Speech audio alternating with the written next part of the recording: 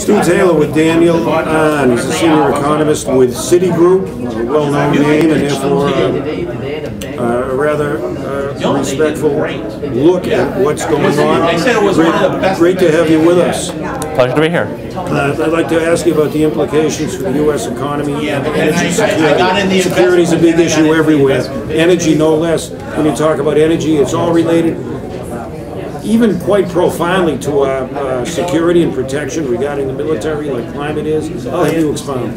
Yeah, what is happening right now is a remarkable revolution on the supply side in hydrocarbon production in North America from shale oil and shale gas. And this has made hitherto inaccessible sources of oil and natural gas now very accessible at very attractive rates of return, even if prices fall quite substantially below where they are right now. I mean, a lot of these fields are still economical at the $60, $70 barrel range.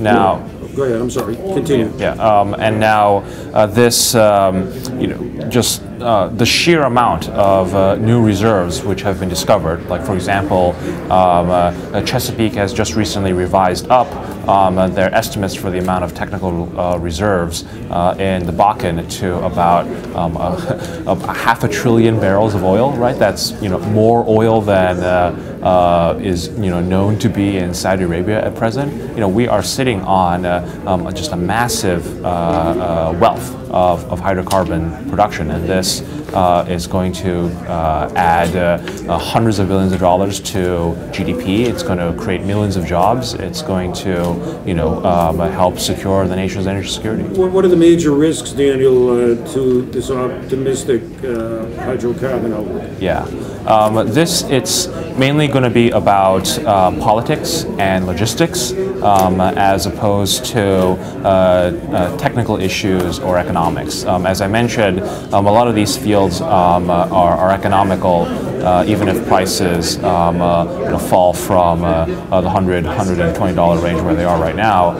But there's concerns around, for example, environmental consequences of fracking, from groundwater pollution, from carbon emissions, from toxic waste disposal, which needs to be dealt with, and the industry is waiting for a big report from the Environmental Protection Agency on this. There's also logistical issues. A lot of the nation's pipeline infrastructure is right now set up to be able to import oil from the Atlantic into the U.S. And now there's this new glut of oil happening sort of in the mid-continent, which now needs to be pushed out. And so it's going to require a reversal of a lot of our nation's infrastructure.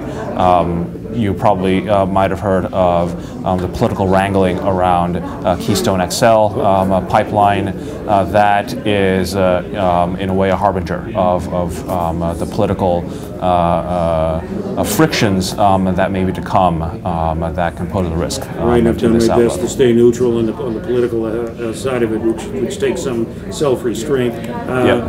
What do you think of the value of this HiAlpha Energy Investment Conference? No, it's this is one of these once-in-a-generation type events, and while it is happening on the ground, we haven't yet seen it being reflected so much in prices, and so it's terrific that the HiAlpha conference is being pioneering and looking far ahead as opposed to looking back at history.